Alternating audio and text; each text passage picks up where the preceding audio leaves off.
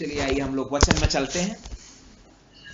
वचन के बाद हम लोग दुआ करेंगे। तो पहले हम लोग अब सर्विस के सबसे इंपॉर्टेंट फेज में हम लोग प्रवेश करते हैं, जो कि है वचन का सर्विस। क्योंकि कोई भी सर्विस वचन के लिए बिना अधूरा है। बिकॉज जैसे मैं आज मीटिंग सुन रहा था, तो उसमें जैसे प्रचारक बोल रहे थे कि he is the programme, he is the service. Service कोई अगर वो राइट सर्विस हो, वो खुदा के लिए प्लीजिंग सर्विस हो, तो दैट सर्विस में वो सर्विस जो है वो खुदा ही है। The programme is God himself, there is no other programme. Each and every other programme finally comes in the programme of God. कि हमारे पास कोई भी प्रोग्राम हो, सारे प्रोग्राम आखिर में खुदा के प्रोग्राम में ही आते हैं। पर जब हम लोग एक मीटिंग में बैठे हैं, हम खुदा का वचन सीखने के लिए बैठे हैं, और कोई भी मीटिंग खुदा के वचन को डिस्कस किए बिना अधूरी है। तो हम लोग आज वचन में एक टॉपिक देखेंगे, बहुत ही जरूरी और इंपॉर्टेंट टॉपिक है ये। क्योंकि आज जो बोला जाएगा वो हमारे अस्तित्व से रिलेटेड है। बिकॉज आने वाले समय में ये जो वचन प्रचारे जा रहे हैं, ये आपकी मदद करेंगे, ये एक आपका मार्गदर्शन करेंगे, ये ज्योति स्तंभ होंगे जो आपको रास्ता दिखाएंगे। क्योंकि अगर किसी भी युग में या किसी भी समय में सबसे ज्यादा अगर वचन की जरूरत पड़ी है, तो वो आज पड़ेगी आपको। क्योंकि पिछले 6000 साल शैतान को खुदा ने दिया अपना आदन वाटिका बनाने के लिए, और हमारे युग में इस शैतान ने बहुत ही खूबसूरत शैतान की अदन वाटिका बनाई है, जो कि बहुत ही एंटाइजिंग है। एंटाइजिंग यानी लुभाने वाली, जो कि बहुत खूबसूरत है। और वो खूबसूरत इस मामले में है कि लोग खुदा की बनाई हुई सृष्टि में खूबसूरती नहीं देख पाते। वो तब खूबसूरती देख पाते हैं जब दुनिया का कोई बहुत बड़ा फैशन डिजाइनर आए और वो चीजों को डिजाइन करे। कोई दुनिया का बहुत बड़ा बिल्डर आए और बहुत 5 करोड़ 10 करोड़ का घर बनाए, और उसके इंटीरियर सब दुनिया के विश्व प्रसिद्ध लोग आके सेट करें। और फिर जब लोग हाउस वार्मिंग पे आते हैं तो लोग बोलते हैं कि अरे वाह क्या खूबसूरत घर है, क्या बात है। और वही लोग खुदा के नेचर को, और जो प्रकृति में खुदा ने जिस प्रकृति को खुदा ने बनाया है, उसकी खूबसूरती को नहीं जान पाते। तो यह इसलिए हुआ कि शैतान सक्सेसफुल हुआ कि वो लोगों का टेस्ट बदल सके। इंसान पहले ऐसा नहीं था। जब वो खुदा के भरोसे चलता था, जब वो प्रगति में रहता था, तो उसको वाकई में उस नेचर की वास्तविक खूबसूरती समझ में आती थी। पर जब से वो शैतान की अदन वाटिका में आ गया,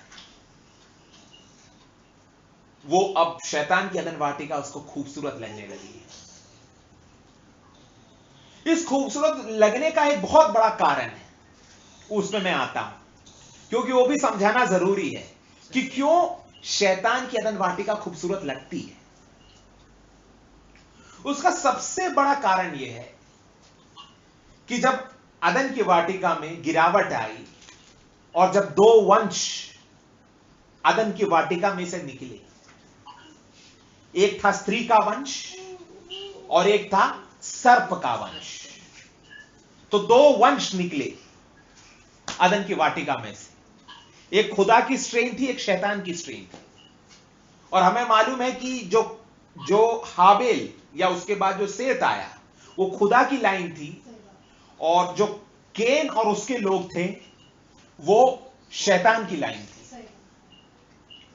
तो आप जब शैतान की लाइन को ट्रेस करेंगे तो हमको सबसे पहले मालूम है कि जब ये गिरावट आया और जब पाप पृथ्वी पे आया, तो जब हम श्रापों की जब खुदा ने श्राप देना चालू किया, सबसे पहले सर्प को श्राप दिया, फिर हव्वा को श्राप दिया, फिर आदम पे आया। और हमें मालूम है कि जब आदम पे आया तो हमने अगर बाइबल पढ़ा है तो हम पढ़ सकते हैं कि खुदा ने कभी भी आदम को डायरेक्टली श्राप नहीं दिया। खुदा ने आदम को श्राप देने के बजाय खुदा ने उस मिट्टी को श्राप दिया जिससे आदम बनाया गया था। तो खुदा ने कभी भी आदम को डायरेक्टली श्राप नहीं दिया, क्योंकि खुदा ऐसा कर नहीं सकता, क्योंकि आदम खुदा से निकला है। क्योंकि अगर हम वंशावली आदम की पढ़े जीनियोलॉजी में, तो जीनियोलॉजी आदम को ट्रेस कहां करती है कि आदम किसका बेटा है? आदम खुदा का बेटा है। तो खुदा कभी भी आदम को डायरेक्टली कर्स नहीं कर सकता था, तो खुदा ने आदम जिस मिट्टी से बना था उस मिट्टी को कर्स किया। और खुदा ने बोला कि ये जो मिट्टी है ये अब तुम्हारे लिए ऊंट कटार पैदा करेगी, तुमको मेहनत करनी पड़ेगी, मशक्कत करनी पड़ेगी। जो अदन के वाटिका में तुम बिना किसी प्रयत्न किए हुए जो पेड़ फल पौधे थे सब तुमको फल दे देते थे, पर अब ऐसा नहीं होगा। तुमको परिश्रम करना पड़ेगा, तुमको इस मिट्टी के साथ लड़ना पड़ेगा, तुमको खेती करना पड़ेगा, अपना पसीना बहाना पड़ेगा। और उसमें भी तुम जब गेहूं बोओगे तो उसमें ढेर सारे जो है खरपतवार उगाएंगे, तुमको उसको निकालना पड़ेगा। उसमें ऊंट कटारे होंगी, उसमें बहुत सारे कांटे होंगे, तुम्हारे हाथों में कांटे लगेंगे और तुमको बहुत सारे प्रॉब्लम्स में से होके तुम्हारा अपना जीवन तुमको गुजर करना पड़ेगा।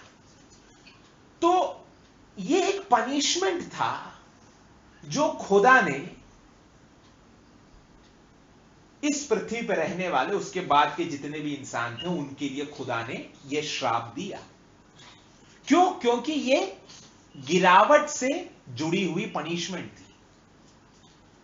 यह एक श्राप था जो खुदा ने गिरावट के बाद दिया, और यह जरूरी था कि इंसान इसे सहे, इस कठिनाइयों में से होके गुजरे।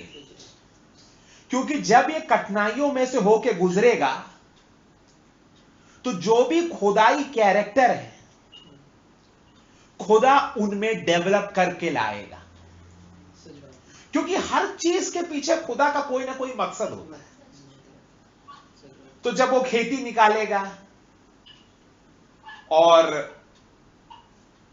जब सारी चीजें अच्छी तरीके से नहीं होंगी, जब खरपतवार खिल के आएंगे, तो वो हार्ड वर्क करेगा, अपना पसीना बहाएगा और सारा कुछ करने के बाद बारिश के लिए इंतजार करेगा। बहुत बार ऐसा होगा कि वो खेती उतारेगा और उसके बहुत सारी खेती सूख जाएगी, लेकिन वो निराश नहीं होगा, वो धैर्य के साथ फिर खेती उतारेगा। तो इन सारी चीजों में उसके अंदर खुदा चाहता था कि इस इंसान के अंदर जो पाप में गिर गया उसके अंदर जो सारे अच्छे गुण हैं जो खुदा में है। क्योंकि एक बात ध्यान रखिएगा कि जो भी अच्छे गुण हैं वो सारे खुदा में थे पहले, फिर वो उठ के इंसान में आए।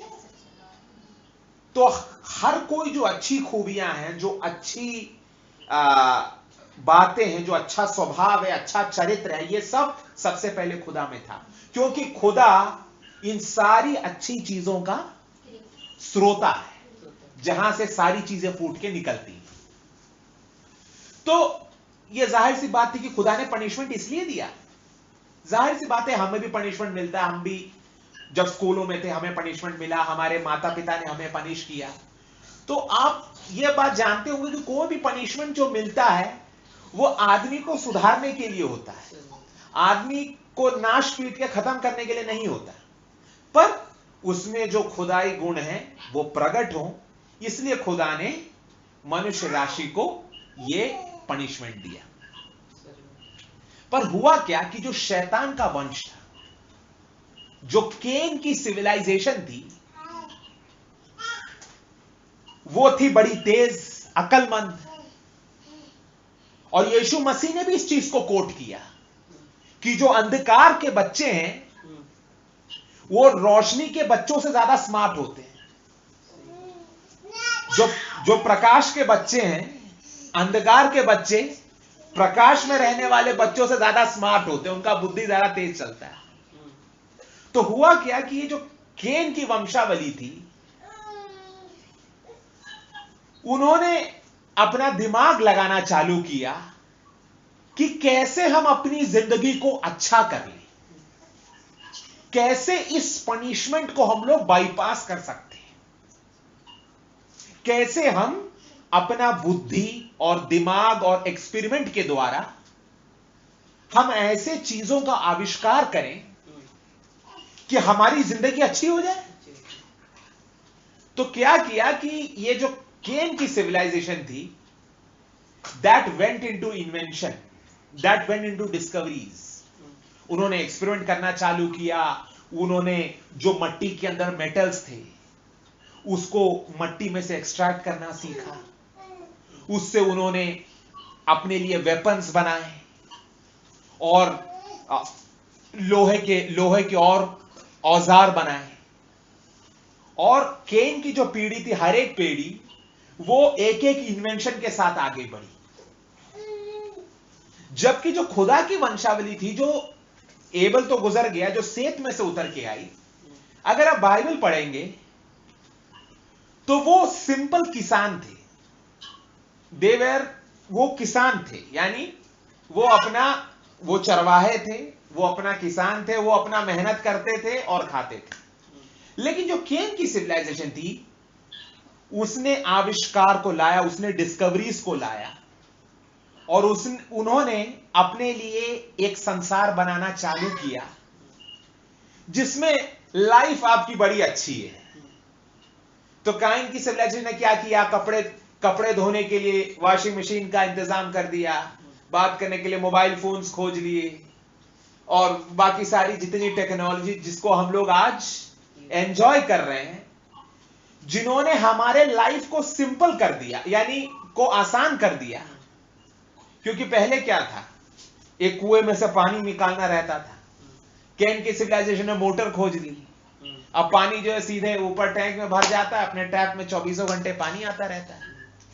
तो ऐसे केन की सिविलाइजेशन ने आविष्कारों को खोजते खोजते आज जिस दुनिया में हम लोग रह रहे हैं, इस 6000 साल से हम उस मकाम पे पहुंच गए हैं जब शैतान has moved, the devil through his people was successful कि वो एग्रीकल्चर रेवोल्यूशन से इंडस्ट्रियल रेवोल्यूशन में लाए, और इंडस्ट्रियल रेवोल्यूशन से आज हम लोग इंफॉर्मेशन रेवोल्यूशन में आ चुके हैं।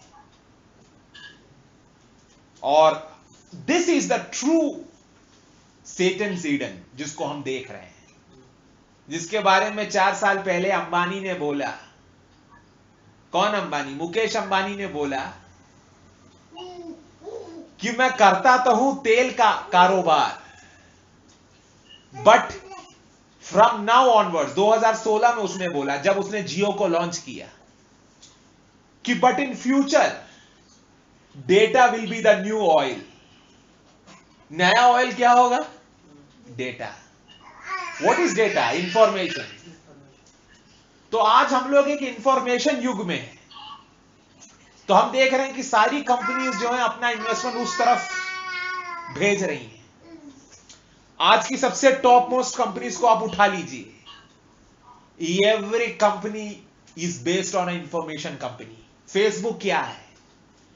Facebook is a accumulator of information of each and every person.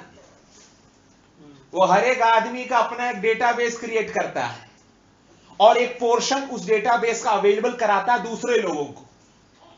तो दूसरे लोग किसी और का डेटाबेस देख के खुश होते हैं, अरे इसका बर्थडे है, अरे ये यहां घूमने गया, ये इसके जीवन में ये इवेंट चल रहा है, और वैसे ही उनका डेटा का एक पोर्शन फेसबुक दूसरों को दिखाता है। तो फेसबुक क्या है? इट्स ए इंफॉर्मेशन एज की चीज है, इट्स डेटा माइनिंग। और कोई भी Amazon क्या है? इट्स ए डेटा उनके पास डेटा है, किसको क्या जरूरत चाहिए वो एक्युमुलेट कर रहा है, सामान उठा रहा है, उसके पास डेटा आ रहा है, उस डेटा को वो प्रोसेस करके जिनको क्या चीज चाहिए उसको अवेलेबल करा रहा है। So now we have completely entered into information age. और ये इंफॉर्मेशन एज था जब शैतान वाकई इस युग का गॉड बन गया। He become the God of this age and people are literally worshipping him. क्यों? क्योंकि अभी तो वर्शिप इनडायरेक्टली चल रहा है। व्हाई? बिकॉज आज की दुनिया में जो लोग रहते हैं they are all dependent upon his inventions. The people of this age they spend their 90% of time in mobile, जो कि एक इंफॉर्मेशन एज की चीज है, जो आपको कुछ इंफॉर्मेशन प्रोवाइड कर रही है और आप इंफॉर्मेशन देख के खुश हो रहे हैं, हंस रहे हैं, रो रहे हैं, फ्यूचर प्लान्स बना रहे हैं। तो इस युग में वो इस युग का गॉड बन गया when he was able to project the world into an information age। तो हम जब इस इंफॉर्मेशन एज में रह रहे हैं और आने वाले समय में इस इंफॉर्मेशन एज की मदद से वो हमारे सबके गलों में एक पट्टा डालने वाला है और वो सारे इंसानों को कुत्ता बना देगा। और एक तरीके से बन चुके हैं, एक तरीके से आदमी बन चुका है, एक तरीके से आदमी गुलाम बन चुका है। तो आज इनडायरेक्ट रीति से उसकी वर्शिप चल रही है और जैसे जैसे समय आगे बढ़ेगा वो अपना मुखौटा खोलेगा, वो सामने आएगा और बताएगा कि मैं ही लूसीफर हूं, अब मेरी तुम लोग स्तुति आराधना करो। और वो होगा, दुनिया के लोग करेंगे, क्योंकि वो अभी से ही प्रोग्राम किए जा रहे हैं कि वो जब वो फेस आएगा तो लोग उस शैतान की वर्शिप में आगे बढ़े। पर जहां पे एक साइड शैतान अपनी एक अदन वाटिका बना रहा है जिसमें वो पूरे दुनिया के लोगों को ट्रैप करने वाला है। क्यों? क्योंकि आने वाले समयों में इतने साल ड्यूरिंग द इंडस्ट्रियल रेवोल्यूशन, मैं जो बोल रहा हूं ध्यान से सुनिएगा, ये जो इंडस्ट्रियल रेवोल्यूशन चल रहा था 100-150 साल, शैतान लोगों को स्टडी कर रहा था कि लोगों को कंट्रोल कैसे किया जा सकता है। अगर आदमी को खुदा ने एक फ्री विल दिया हुआ है कि आदमी चुनाव कर सकता है अपने लिए कि उसके लिए अच्छा क्या है और गलत क्या है, लेकिन इस इंडस्ट्रियल एज में इस शैतान ने थ्रू एक्सपेरिमेंट्स एंड रिसर्च यह पता लगा लिया कि इंसान एक ऐसी चीज है जिसको कंडीशन किया जा सकता है। यह सच बात है कि खुदा ने इंसान को फ्री विल दिया है। फ्री विल समझते हैं क्या है? आपको स्वतंत्रता है, खुदा ने दे रखा है। अब शैतान की वर्शिप कर सकते हैं या खुदा की वर्शिप कर सकते हैं। यह फ्री विल खुदा ने आपको दिया है और यह फ्री विल दिया है, इसीलिए आदमी का जजमेंट होता है, उसी के बेसिस पे होता है, क्योंकि खुदा ने इंसान को फ्री विल दे रखा है कि इंसान अपना मार्ग चुन सकता है कि वो खुदा के साथ चलना चाहता है या वो शैतान के साथ चलना चाहता है। लेकिन शैतान ने थ्रू एक्सपेरिमेंट एंड रिसर्च उसने यह पता लगा लिया कि इंसान को कंडीशन किया जा सकता है। अब कंडीशनिंग क्या होती है? इस कंडीशन के ऊपर सबसे पहले रिसर्च करने वाले थे जर्मन साइंटिस्ट। अडोल्फ हिटलर ने ये सारे प्रोग्राम्स की फंडिंग की थी और ये फंड आया था रोमन कैथोलिक चर्च से, और उन्होंने सबसे पहले ये एक्सपेरिमेंट चालू किया इंसानों में कि इंसान को कंडीशन कैसे कर सकते हैं। अब ये कंडीशनिंग क्या होती है, इसको मैं बड़े ही सिंपल उदाहरणों में आपको समझाऊंगा कि कंडीशनिंग होती क्या है। कंडीशनिंग उसको बोलते हैं कि भले आपके पास फ्री विल है, लेकिन आप वही चुनेंगे जो कंडीशन जो कंडीशन करने वाला चाहता है, आप उसी को चुनेंगे। मैं एक और बार रिपीट करता हूं कि कंडीशनिंग क्या होती है। आपके पास फ्री विल है, आपके पास सिंपल, मैं इलेक्शन के रूप में उदाहरण देता हूं। आपके पास फ्री विल है कि आप बीजेपी को जिताना चाहते हैं कि कांग्रेस को जिताना चाहते हैं। आपके पास फ्री विल है। जब आप वोट देने जाएंगे तो दोनों सिंबल आपके पास है। आपका पूर्ण स्वतंत्रता है कि आप किसको वोट करेंगे। लेकिन जब आप कंडीशन कर दिए जाते हैं, तो जिसने आपको कंडीशन किया उसकी क्या मर्जी है, आप फ्री विल रखते हुए भी आप वही करोगे जो कंडीशन करने वाला आपको चाहता है। यानी कंडीशनिंग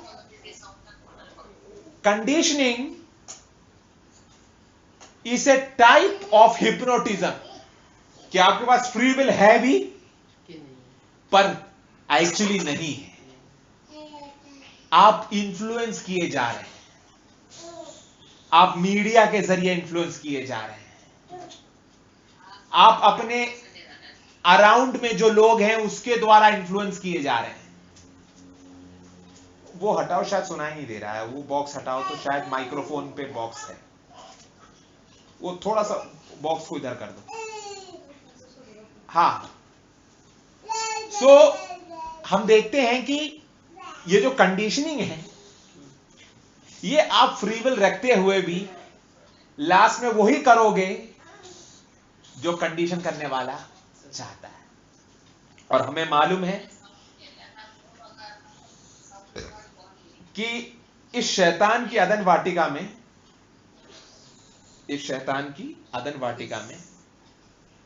यह वाटिका शैतान की इसीलिए बनाई गई है कि आपको कंडीशन किया जाए,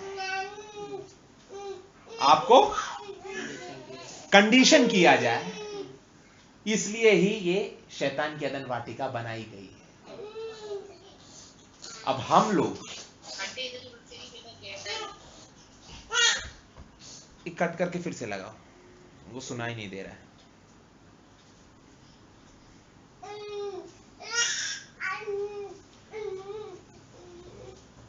सो ये जो शैतान की अदन वाटिका है, ये बनाई किस लिए गई है? हमें कंडीशन करने के लिए। और शैतान की अदन वाटिका का लास्ट गोल क्या है? कि आपको शैतान की मोहर दे और शैतान की वर्शिप चालू हो, और आपके पास फ्री विल रहते हुए इस दुनिया के लोग शैतान की आराधना करें। So that is the purpose of this Satan's Eden, कि लोगों को कंडीशन कर रहा है। और जो भी आप शैतान के गैजेट्स यूज करते हैं, ये सब आपको कंडीशन कर रहे हैं। तो अब मसला यह है कि हम अपने आप को इस कंडीशनिंग में से निकले कैसे, कि हम शैतान की कंडीशनिंग में से निकल के हम खुदा की कंडीशनिंग में कैसे आए। तो हमें मालूम है कि इस युग में खुदा ने एक नबी को भेजा, उसको वचन के साथ भेजा कि जो खुदा के लोग हैं उनको खुदा अपनी कंडीशनिंग प्रदान करे, कि वो खुदा के लव स्लेव्स हो जाए। कि वो खुदा के प्रेम को वाकई में समझे और वो अपने जीवन को पूर्ण रूप से खुदा की ओर समर्पित करें। तो हम आज खुदा की कंडीशनिंग को सीखेंगे, खुदा कैसे कंडीशन करता है। तो हम एक वर्स देखेंगे बाइबल में,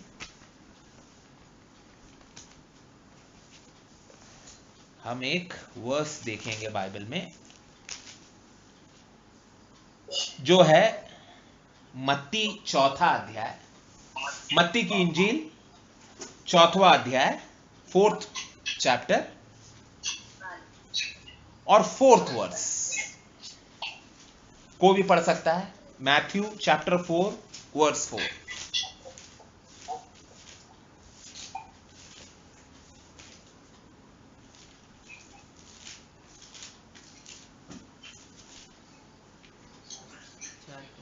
हाँ, यीशु ने उत्तर दिया, यीशु ने उत्तर दिया, लिखा है मनुष्य केवल रोटी ही से नहीं, हाँ, परंतु हर एक वचन से जो खुदा के मुंह से निकलता है जीवित रहेगा।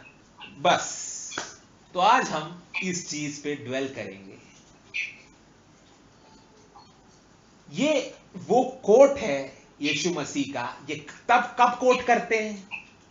जब यीशु मसीह की परीक्षा हो रही रहती है, यानी जब यीशु मसीह का टेम्पटेशन चल रहा है, तब जो पहला प्रश्न है उस प्रश्न का उत्तर यीशु मसीह दे रहे हैं। तो हम इस चीज को क्यों देख रहे हैं? हम इस चीज को इसलिए देख रहे हैं क्योंकि आने वाले समय में हमारी परीक्षा होने पे, 2000 साल पहले यीशु मसीह की परीक्षा हुई, आज 2000 साल बाद, 2000 साल पहले यीशु मसीह का ग्लोरिफिकेशन था, आज उसकी दुल्हन का ग्लोरिफिकेशन है। तो 2000 साल पहले कैसे यीशु मसीह को टेम्पटेशन में से होकर गुजरना पड़ा, वैसे ही आज 2000 साल बाद उसकी दुल्हन को एक टेम्पटेशन में से होके गुजरना है। तो अब यीशु मसीह ने अपने टेम्पटेशन को कैसे फेस किया और कैसे जीते और उसके पीछे का रहस्य क्या था, इस चीज को आज हम लोग पढ़ेंगे। क्योंकि ये खुदा हमें कंडीशन कर रहा है कि हम इस शैतान की अतन वाटिका को जीतते हुए हम आसमान में उठा लिए जाएं। तो हम देखते हैं, हम सबसे पहले यीशु मसीह के टेम्पटेशन पे आते हैं कि यीशु मसीह 40 दिन उपवास पे हैं, कुछ खाया नहीं, कुछ पिया नहीं, पर आत्मा से भरे हुए हैं और अपने पूरे स्ट्रेंथ में हैं, पर शरीर कमजोर है। पर शरीर कमजोर क्यों है? क्योंकि शरीर को भूख लगती है, शरीर में कमजोरी आती है और शरीर टेम्प्ट किया जाता है। शरीर जो है टेम्प्ट किया जाता है। तो जब ये टेम्पटेशन आया 40 दिन बाद, जो है शरीर बड़ा भूखा है, कमजोर है, और जो टेम्प्ट करने वाला है वो आता है और टेम्प्ट करने वाले को मालूम है कि कैसे टेम्प्ट करना है, किस समय पे आना है। तो ये टेम्प्ट करने वाले को मालूम रहता है।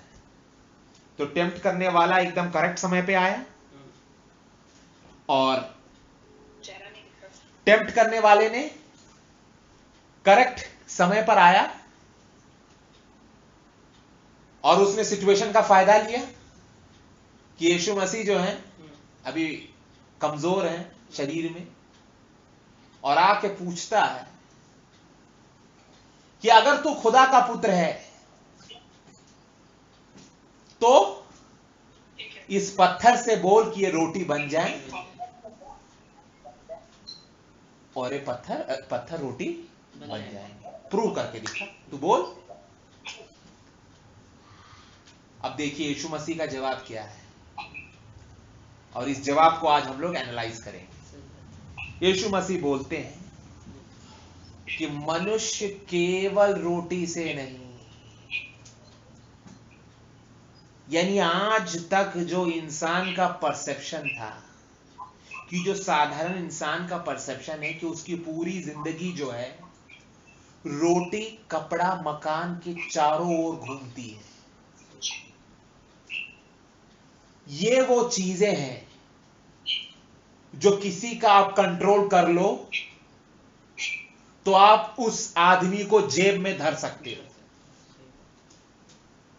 ध्यानपूर्वक सुनिएगा, रोटी कपड़ा मकान ये वो चीजें हैं जिसको आप कंट्रोल कर लो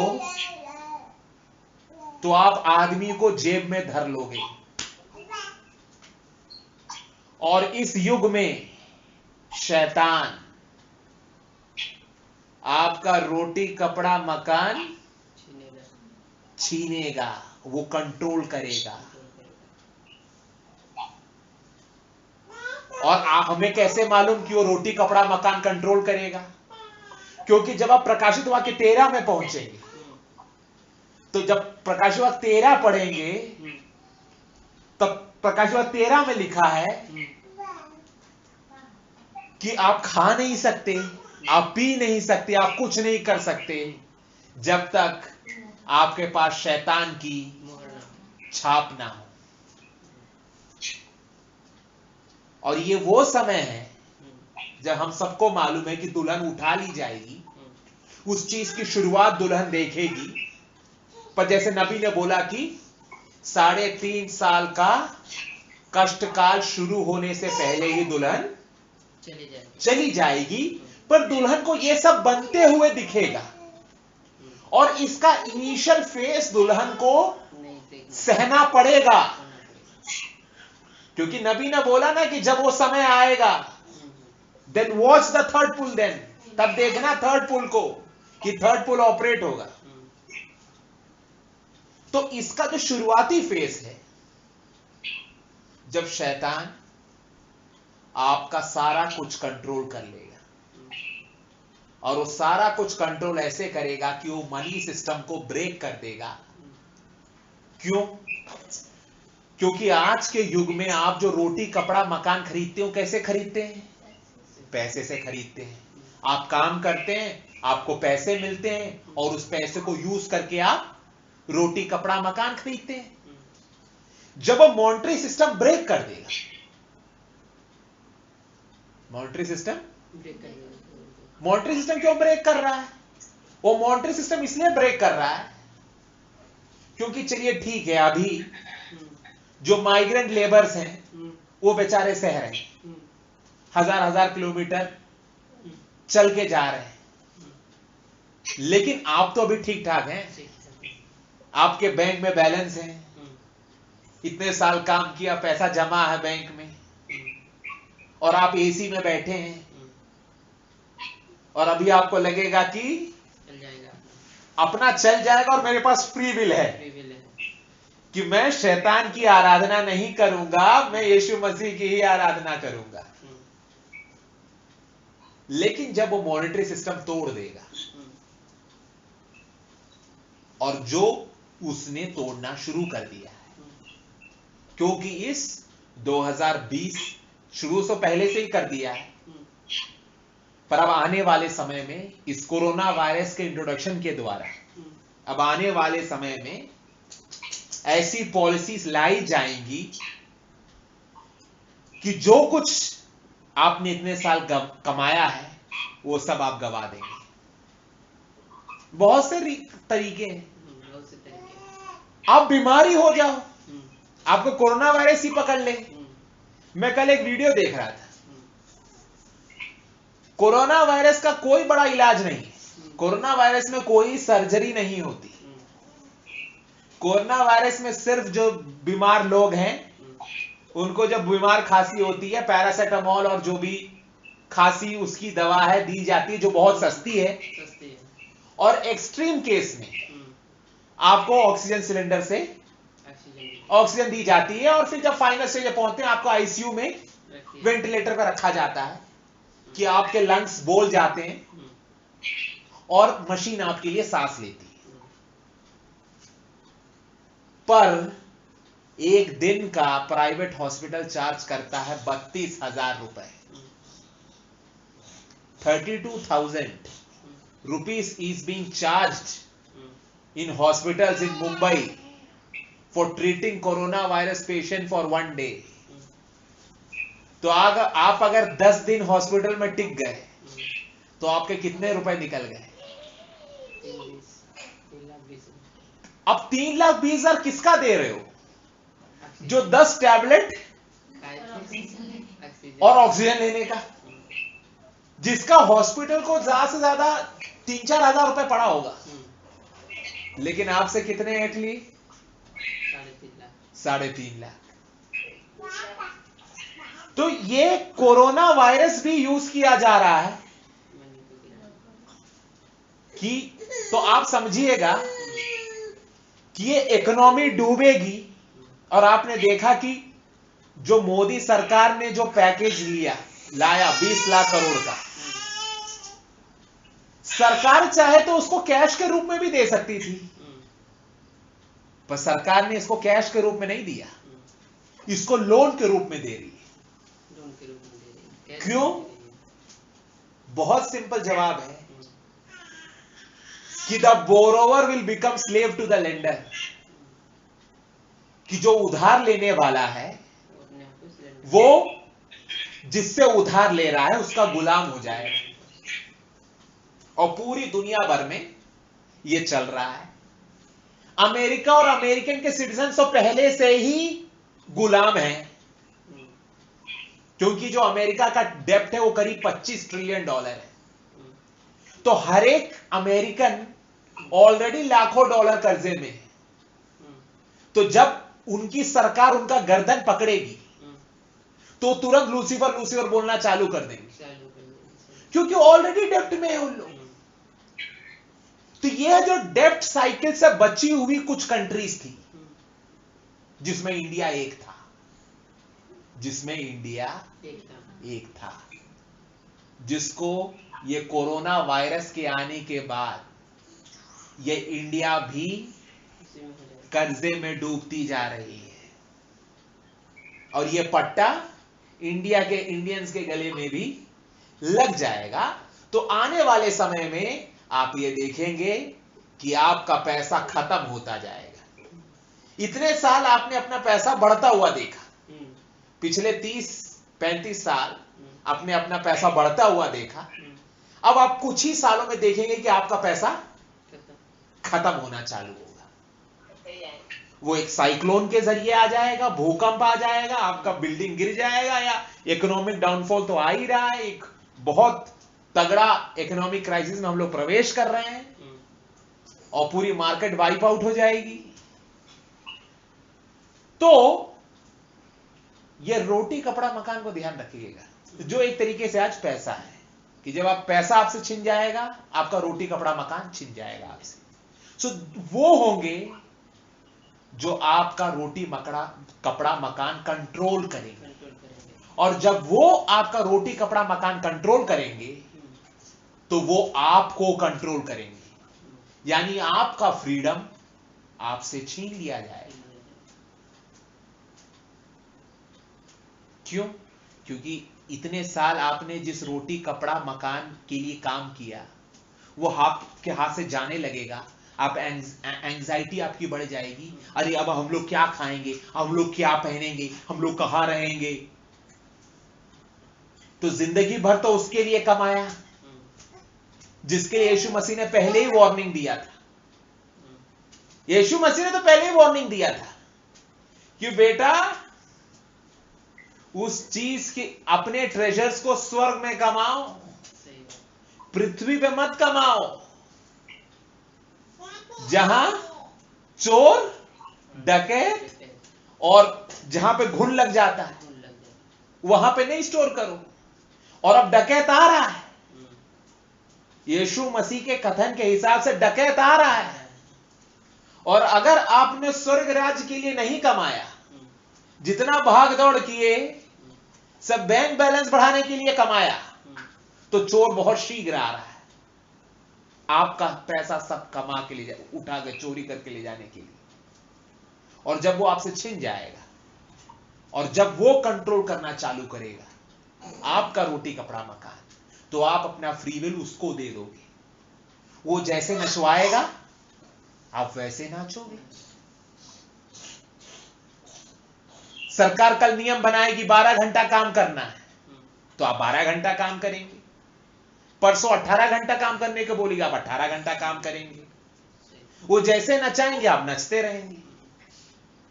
पर यीशु मसीह अब हमें एक नई चीज सिखा रहे हैं कि बेटा, इस नाच में जो तुम इतने साल नाचे, एक समय आएगा जब तुम बहुत नाच नहीं पाओगे, क्योंकि तुम ऐसे नाचते रहे तो तुमको शैतान की मोहर लेनी पड़ेगी। तो मैं तुमको एक नया डांस सिखाता हूं, एक नया स्टाइल सिखाता हूं, जिसके जरिए तुम सरवाइव कर सकते हो। तो जब ये रोटी कपड़ा मकान की पॉलिसी, जब शैतान यीशु मसीह को बेचने आया, तो यीशु मसीह ने क्या बोला? यीशु मसीह ने बोला, मनुष्य केवल रोटी से नहीं जिंदा रहता। रोटी जरूरी है, खुदा ने नियम रखा है कि रोटी नहीं खाओगे तो मर जाओगे। 1 हफ्ता 10 दिन भूखे रहोगे, उसके बाद मर जाओगे।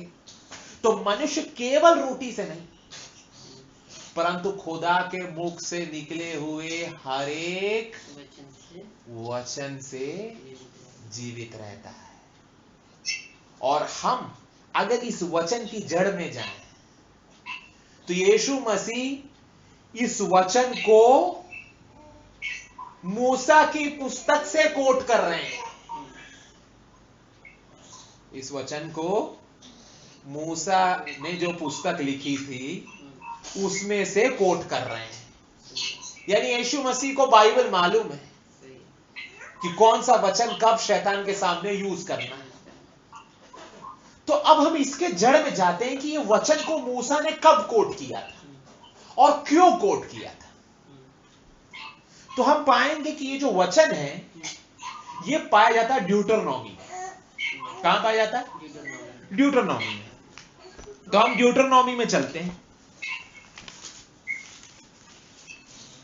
जब हम ड्यूटरनॉमी में आते हैं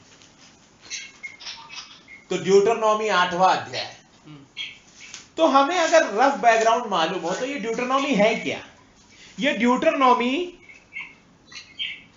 वो किताब है जिसमें मूसा, इजरायली बच्चे अभी कनान देश में प्रवेश नहीं किए, वो जस्ट अब प्रवेश करने जा रहे हैं। तो ड्यूटरनॉमी वो किताब है जिसमें पिछले 40 साल क्या हुआ उसका एक हाईलाइट लेके नई पीढ़ी को मूसा रिपीट कर रहा है। यानी इस 40 साल में क्या इवेंट हुए उसको रिपीट कर रहा है कि इस 40 साल के सफर में क्या कुछ हमारे साथ घटा, उस चीज को एक और बार अगली पीढ़ी को मूसा याद दिला रहा है। यह है ड्यूटरनॉमी। तो इस ड्यूटरनॉमी 8वें अध्याय और उसकी पहली आयत से आप पढ़िए, या मैं ही पढ़ता हूं और तर्जुमा भी करता जाता हूं। Deuteronomy 8 first verse. All the commandments which I command thee this day shall you observe to do। अब ध्यान पूरा पढ़िएगा।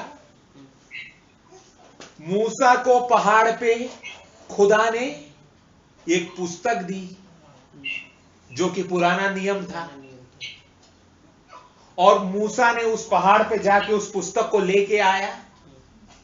उस पुस्तक में खुदा के नियम थे जो पुराना नियम कहलाता है। तो मूसा इस नई पीढ़ी के बच्चों से बोल रहा है कि वो सब कुछ आज्ञाएं जो मैंने तुमको दी थी तुम उसको पालन करोगे।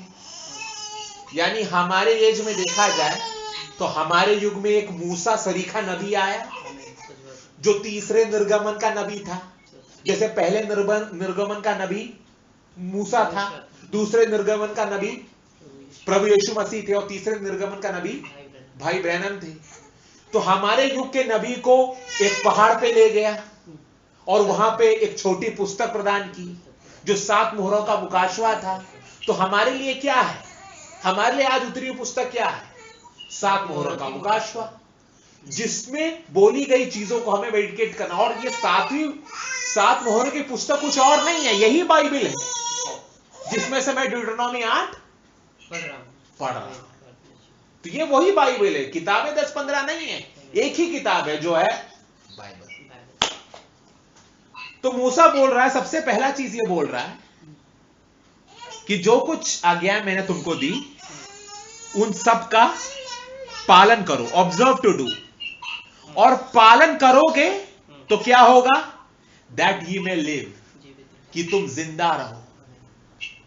यानी एक समय ऐसा आएगा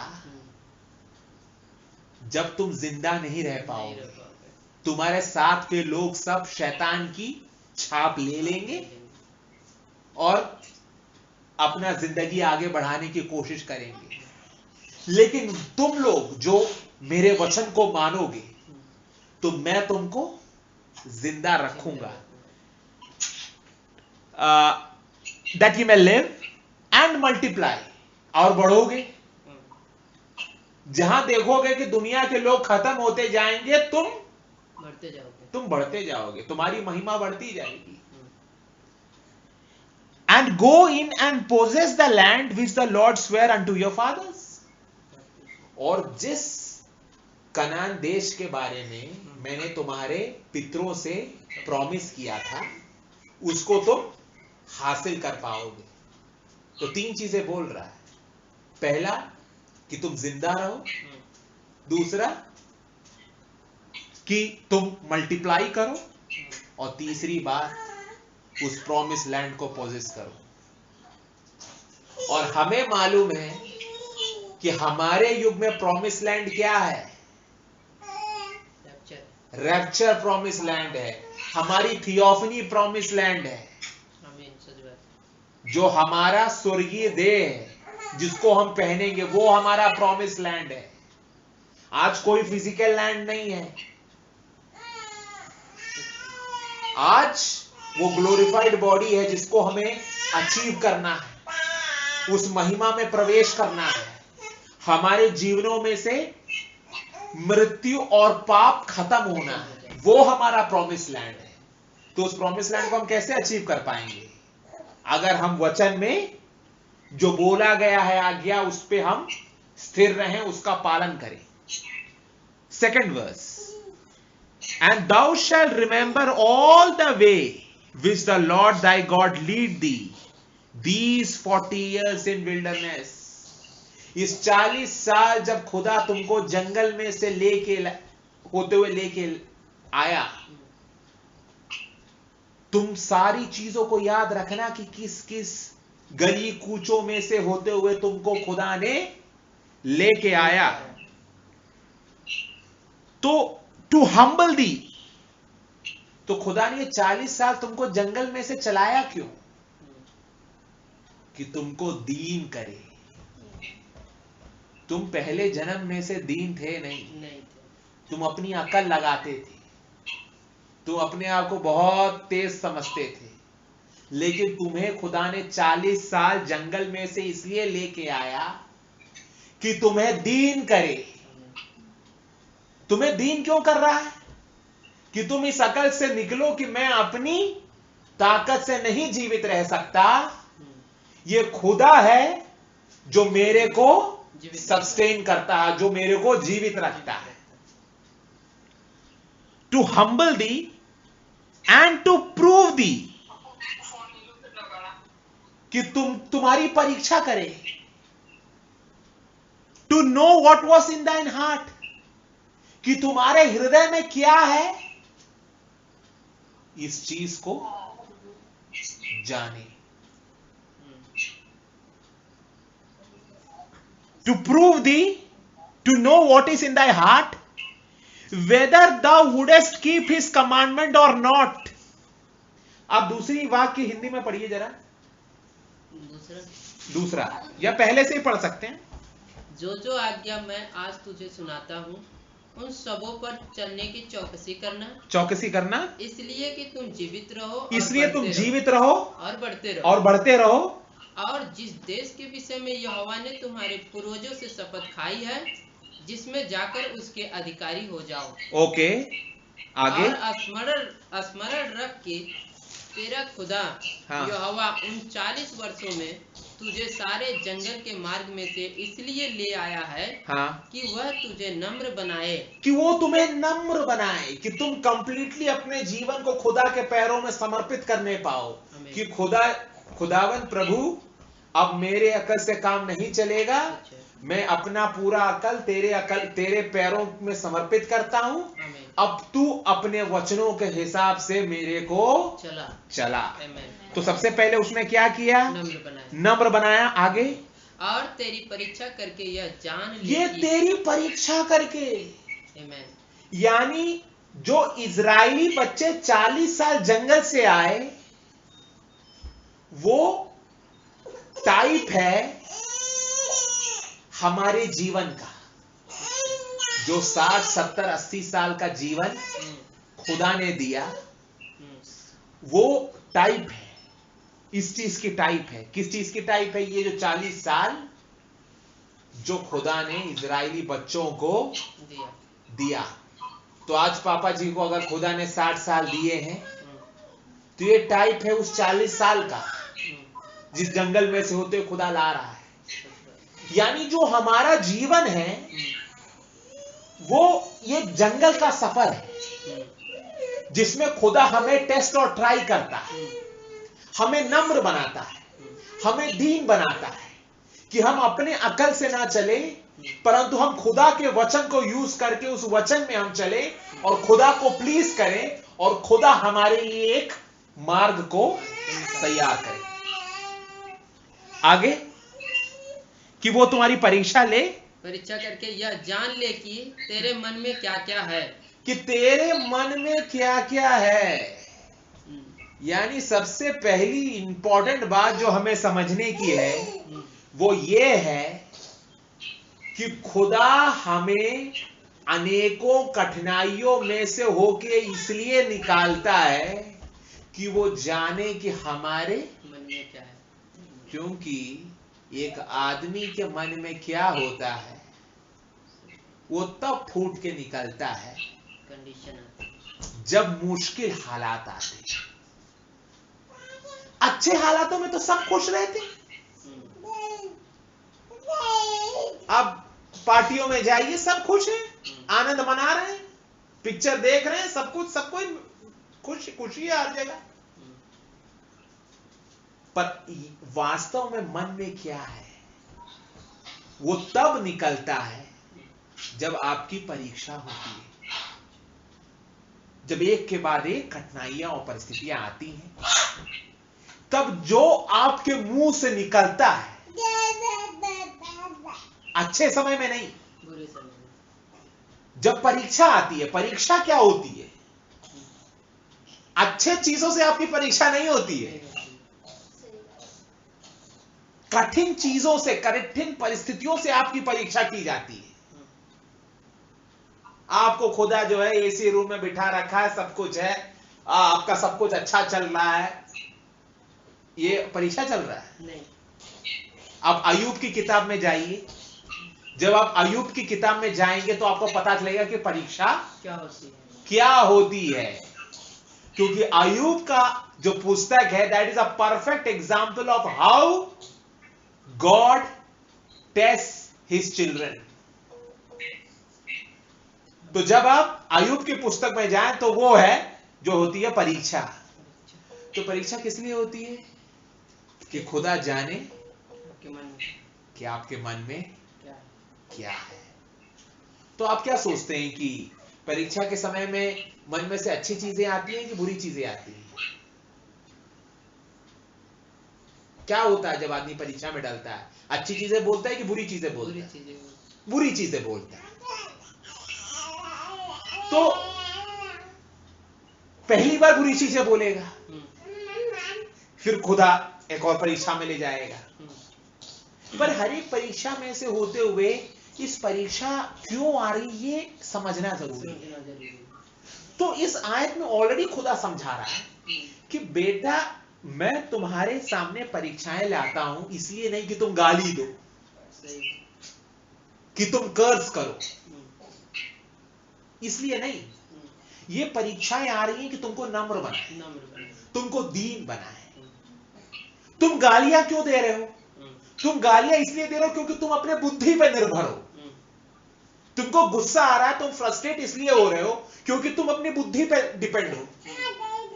और खुदा तुमको यही सिखाना चाह रहा है कि तुम अपने बुद्धि पे डिपेंड ना हो।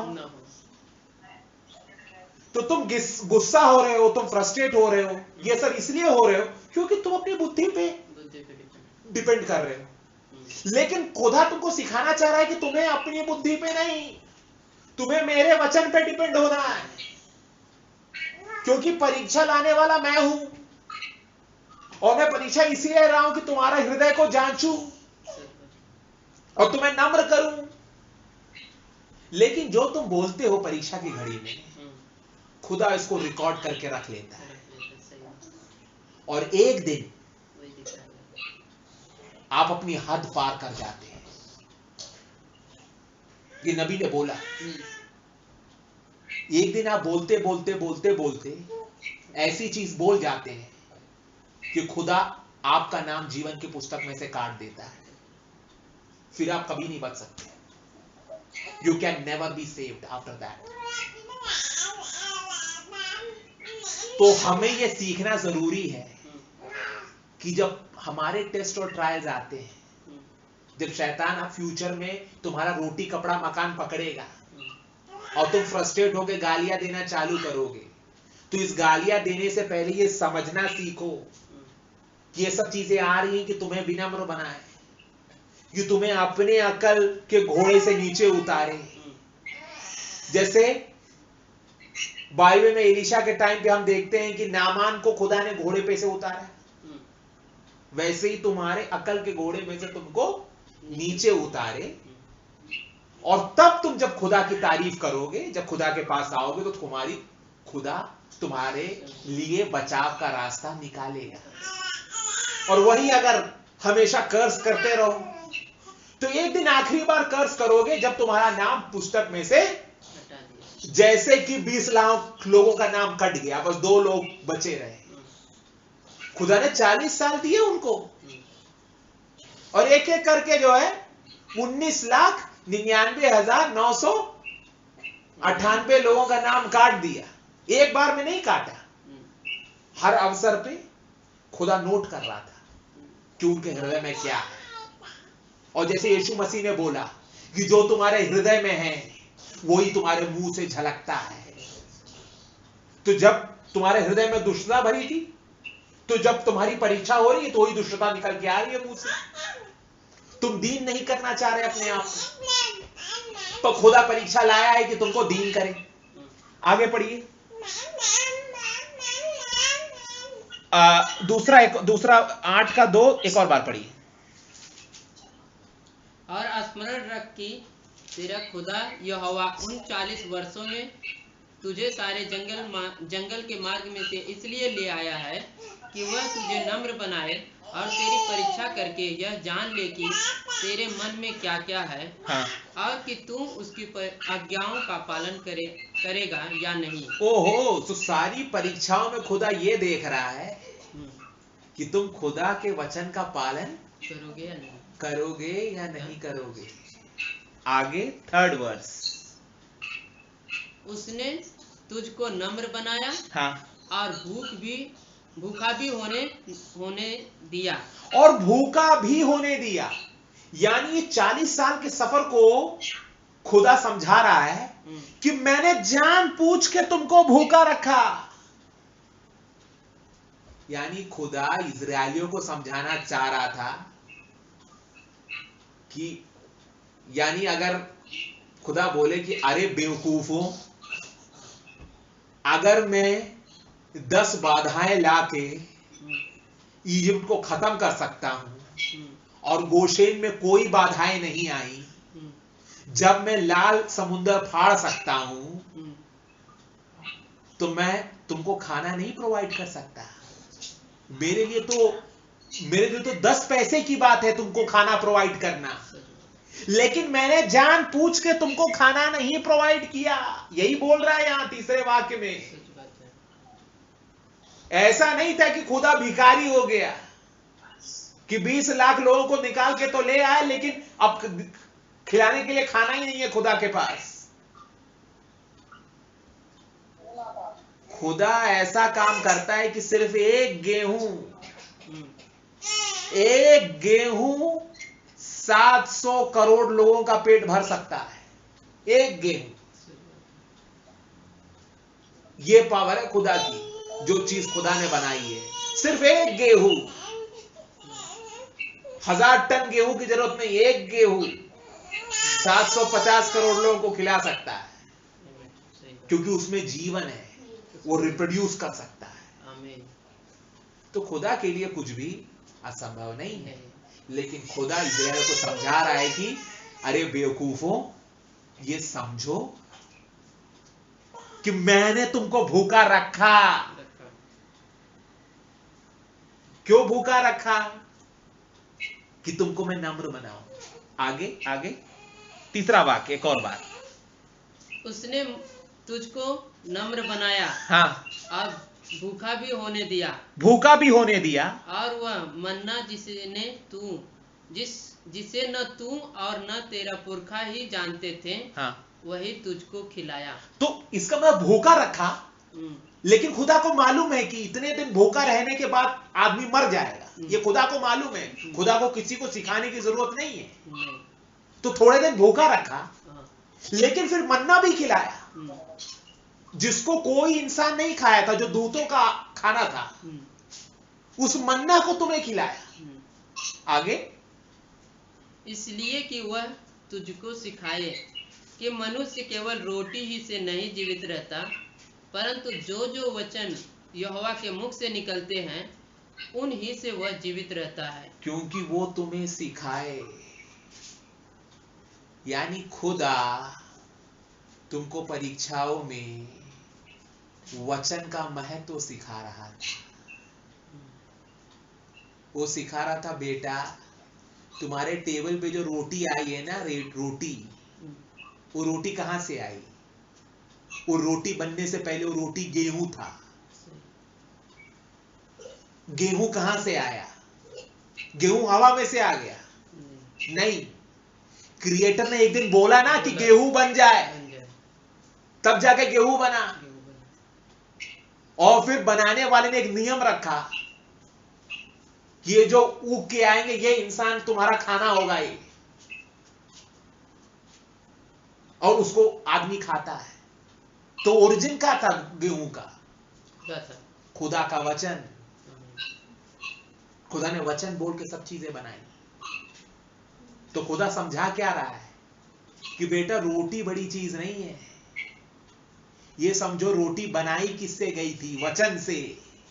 और अगर ये वचन तुम्हारे पास है तो तुम कितनी भी रोटियां बना सकते हो। कोई तुम्हारे गले में पट्टा नहीं बांध के तुमको कुत्ता नहीं बना सकता। जैसे कि लूसीफर अब सबको कुत्ता बनाएगा, आने वाले समय में देखिएगा सब कुत्ते बनेंगे, नियम फटाफट चेंज होंगे। अब देखिएगा आने वाले समय में नियम फटाफट बदलेंगे और हर आदमी कुत्ते की तरह इधर उधर भागेगा। कोई अपना कपड़ा बचाने के चक्कर में, कोई मकान बचाने के चक्कर में रहेगा, कोई अपना पैसा बचाने के चक्कर में रहेगा, और बचा फिर भी कुछ नहीं पाएगा और ये पट्टा चढ़ जाएगा। पर यीशु मसीह हमें कंसेप्ट सिखा रहे हैं कि अगर वचन समझ लिया तो कितनी भी रोटी बना सकती हो। कैसे यीशु मसीह ने एक बालक के टिफिन को 5 रोटी और 2 मछली से 5000 लोगों को खिला लिया। कैसे खिला लिया? रोटी से खिलाया कि 12 चेले नीचे बैठ के रोटी सेक रहे थे? ऐसा तो है नहीं। कुछ कुछ ऐसे महान महान वो प्रचारक हैं जो मिरेकल पर विश्वास नहीं करते। वो कहते हैं कि बड़ी बड़ी रोटियां हुआ करती थी उस दिन, तो 5000 लोगों के खाने वाली रोटी एक छोटा बच्चा अपने टिफिन में लेके घूम रहा था। क्या कॉमेडी वाली बात नहीं है? तो हम ये समझेंगे कि अगर हमें वचन मालूम है, क्योंकि इस वचन का उपयोग करना पड़ेगा, इसीलिए यीशु मसीह ने बोला मनुष्य केवल रोटी से नहीं। एक टाइम आएगा जब वो तुम्हारी रोटी को पकड़ लेंगे, कंट्रोल कर लेंगे अपने हाथ में। वो डिसाइड करेंगे कि तुमको गेहूं देना है कि नहीं देना है। सब कुछ तुम्हारा कंट्रोल उनके हेडक्वार्टर में रहेगा। तब कैसे जिंदा रहोगे? तब यीशु मसीह ने सिखाया वो सीखना पड़ेगा। तब वचन को डेमोन्स्ट्रेट करना है। तो वचन को हम कैसे डेमोन्स्ट्रेट कर सकते हैं? नबी ने बोला कि खुदा का वचन अगर वो किसी को देगा, वो आदमी गुस्सैल आदमी हो, ऐसे आदमी के हाथ में खुदा कभी अपना वचन देगा? नहीं। हमने पहले हिंदुइज्म में एक माइथोलॉजी पढ़ा था। एक राक्षस था जिसका नाम था भस्मासुर। उसने खूब तपस्या की शिव से, और शिव प्रकट हुए। बोल, उसका नाम भस्मासुर तो फिर बाद में पड़ा, जो वर उसको मिला उसके ऊपर उसका नाम पड़ा कि तू बता, तूने मेरे को प्रसन्न कर लिया, बता तुझको क्या चाहिए। बोला मैं जिसके भी सर पे हाथ रखूं वो भस्म हो जाए। तो चल, हाँ मैंने तेरे को पावर दे दिया। लास्ट में उसने किया क्या? वो खुद शिव के ऊपर हाथ रखना चाहता था। वो खुद शिव के ऊपर हाथ रखना चाहता था। तो खुदा सब कुछ वो अंत शुरू से जानता है। वो ऐसे आदमी को कभी भी अपने वचन का पावर नहीं देगा जो दीन नहीं है, जो अपनी बुद्धि पे चलाए चलता है। उनको तो छू के भी खुदा अपने वचन का पावर नहीं देगा। खुदा अगर किसी को देगा तो वो दीन आदमी को देगा, जो अपने आप को हम्बल करना जानता है खुदा के समक्ष। और वो हम्बल कैसे करता है? आपकी परीक्षा लेके। वही तो पिछले वाले वाक्य में बोला कि मैं तुम्हारी परीक्षा लेता क्यों? कि मैं तुम्हें दीन करूं। मैं तुम्हें दीन क्यों कर रहा हूं? क्योंकि मैं तुमको वचन की ताकत देना चाहता हूं। क्योंकि आने वाले समय में तुम्हारा रोटी कपड़ा मकान से लेके तुम्हारा सारा अस्तित्व वचन तुमको देगा। क्योंकि एक समय ऐसे आएगा जब शैतान की मोहर लिए बिना तुम किराना नहीं खरीद पाओगे, तुम बॉयकॉट कर दिए जाओगे, तुम्हारा सब कुछ छीन लिया जाएगा, तुम्हारा आधार डीएक्टिवेट कर दिया जाएगा, तुम्हारा बैंक बैलेंस सब सीज कर दिया जाएगा, तुम टेररिस्ट गिने जाओगे। तब तुम क्या करोगे? तब तुम वचन का उपयोग करोगे। तो इसलिए नबी ने बोला कि watch then, watch the third pull then. तब देखना कि तीसरा खिंचाव क्या करता है। तो समझ में आया कि यीशु मसीह क्या सिखाना चाह रहे हैं? कि मेन चीज वचन है, वचन में चलना है। जब हम वचन में चलेंगे तो खुदा प्रसन्न होगा, और जब खुदा प्रसन्न होगा तो खुदा अपने वचन का पावर हमें देगा। तो जब वचन का पावर हमें मिलेगा तो फिर क्या बात है? फिर हम पूरी दुनिया को जीत लेंगे। तब हमें शैतान की अदन वाटिका की जरूरत नहीं है। हम खुद ही अपने जीवन का मार्ग ढूंढ लेंगे, और वही नहीं, हमारे जीवन में से पाप और मृत्यु खत्म हो जाएगी, जो हमारा प्रॉमिस्ड लैंड है। क्योंकि हमारा प्रॉमिस्ड लैंड क्या है? हमारे जीवन में से मौत और पाप हट जाए।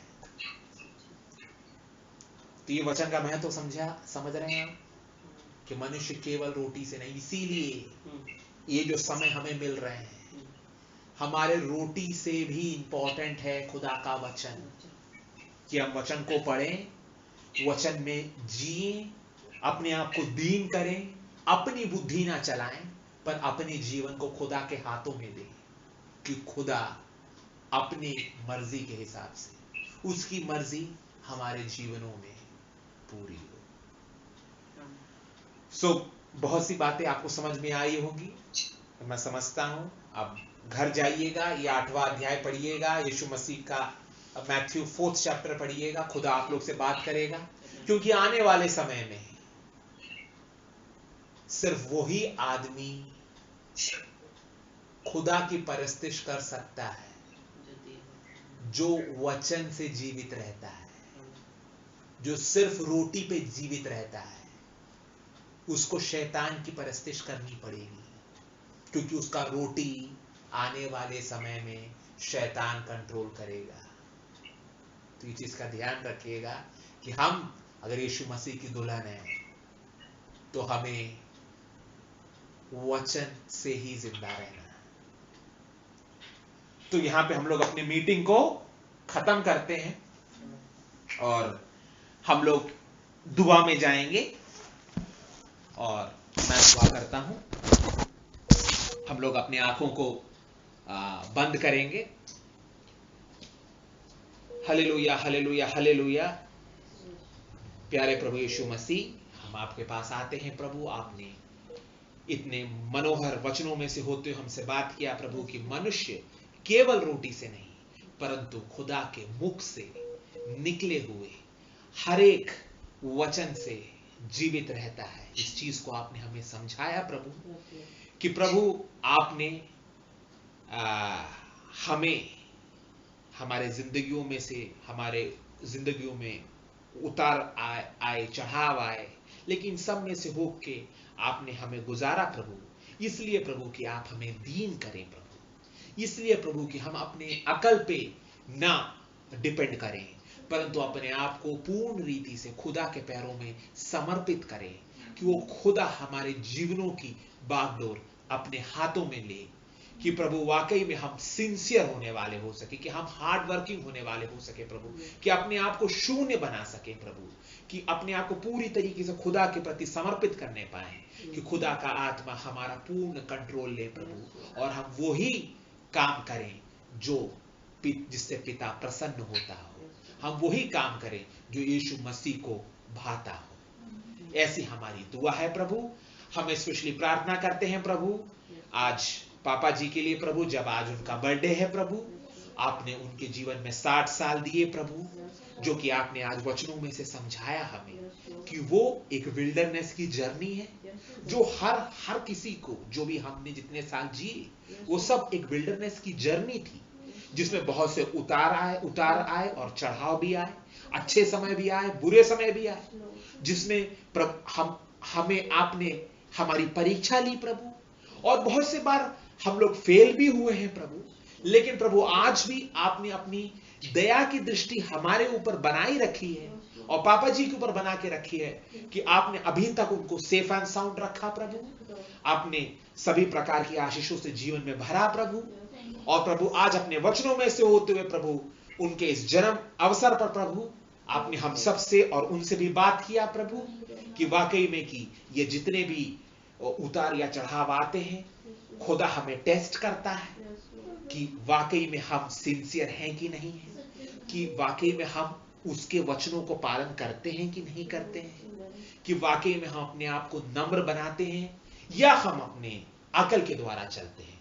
और अगर अभी तक हमने अपने अकल के द्वारा चला है, तो आज फिर खुदा ने मौका दिया है, एक और साल जोड़ा है पापा के जीवन में, हम सबके जीवन में, कि जब ये महामारी दुनिया में से होकर चल रही है, लेकिन अभी तक आपने अपने लहू के नीचे हम सबको बना के रखा है, पापा जी को बना के रखा, और ये आने वाला साल उनके लिए ब्लेसेड होने वाला हो सके, कि वही नहीं, हम सब भी अपने जीवनों को पूर्ण रीति से खुदा के हाथों में समर्पित करें, कि हम अपने आप को दीन बनाएं, कि हम खुदा के वचन के ऊपर विश्वास करें, हम उस सारी चीजों पर विश्वास ना करें जो मीडिया, जो कंडीशनिंग हमारी करता है, उस चीजों पे सब हम विश्वास ना करते हुए हम आपके वचन पे विश्वास करें, क्योंकि हमें मालूम है कि अब वो समय आने वाला है जब आप एक ऐसा अभिषेक हम सब पर उड़े लेंगे कि वाकई में जो खुदा की दुल्हन है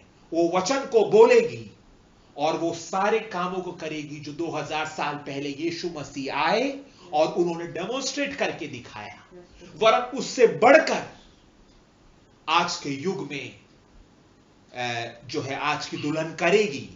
क्योंकि आज के युग में जब नबी आए तो उन्होंने बोला कि आज के युग में वो ग्रेटर वर्क्स हुए। क्योंकि उन्होंने उदाहरण देके समझाया कि कैसे यीशु मसीह ने 5 रोटी और 2 मछली को लेके 5000 लोगों को खिलाया, लेकिन आज के युग में जब नबी आए तो कुछ नहीं में से होते हुए उन्होंने बोला कि एक गिलहरी बन जाए और गिलहरी बन गई। और वही इवेंट आज दुल्हन में से होके पूरा होने पे है प्रभु। तो प्रभु आप हमें तैयारी बख्शें। हम पापा के लिए प्रार्थना करते हैं प्रभु, ये जो नया साल जो आपने उनको दिया है प्रभु, ये साल उनके लिए ब्लेसेड होने वाला हो सके। क्योंकि हम जानते हैं दुनिया के लिए तो अब कर्सेड समय आ रहा है, लेकिन हम जो आपकी दुल्हन है, जो आपके वचन पर विश्वास करते हैं, हमारे लिए ब्लेसेड समय आ रहा है। क्यों? क्योंकि हम उस वचन की मिनिस्ट्री में बढ़ने वाले हैं जब हम लोग वचन के द्वारा हर एक चीज को पूरा करेंगे जो हमारी जरूरत है, वो आत्मिक हो, शारीरिक हो, मानसिक हो, वो सारी उपलब्धियों को हम वचन के द्वारा अचीव करने वाले युग में जब हम प्रवेश कर रहे हैं। अब पापा के लिए दुआ करते हैं कि आने वाला साल उनके लिए ब्लेसेड हो। अब सभी प्रकार की आशीषों से उनको तृप्त करें, वो आत्मिक हो, शारीरिक हो, फाइनेंशियल हो, सभी प्रकार की ब्लेसिंग से आप ब्लेस करें कि आने वाले समय वो और आपसे लग लिपट के आपके करीबी में चलने वाले हो सके। प्रभु ऐसा अनुग्रह करें प्रभु कि वाकई में ये 60 इयर्स जो आपने दिया प्रभु, ओ लॉर्ड, ये सब उनके जीवन में उनको नम्र बनाने वाला हो सके प्रभु, कि वो अपने जीवन को पूरी तरीके से यीशु मसीह के चरणों में समर्पित करने वाले हो सके। समर्पित किया है और आने वाले समय में और समर्पित करने वाले हो सके। ऐसा अनुग्रह करें। हम सबके लिए प्रार्थना करते हैं प्रभु, हम सबको आपके पंखों के तले छिपाएं प्रभु, अपनी आत्मा से भरें प्रभु, अपने आत्मा का जन्म प्रदान करें प्रभु, कि वाकई में हम सब अपने युग के संदेश को और अपने युग के वचन को समझकर उस वचन को खाने वाले हो सके। वो जो छोटी पुस्तक जो हमारे युग में आई, जो प्रकाशित 10:7 के दूत ने प्रचार किया और उस पुस्तक को दुल्हन को दिया, हो सके कि हम सब जो दुल्हन के हिस्से हैं उस पुस्तक को खाने वाले हो सके और उस पुस्तक को खा के हम प्रोफेसाई करने वाले हो सके। ऐसा अनुग्रह करें। हम सबको आपके हाथ में समर्पित करते हुए ये छोटी सी प्रार्थना प्रभु यीशु मसीह के नामों के मांगते हैं, आमीन। सारे भाई बहनों को praise the Lord, praise the Lord.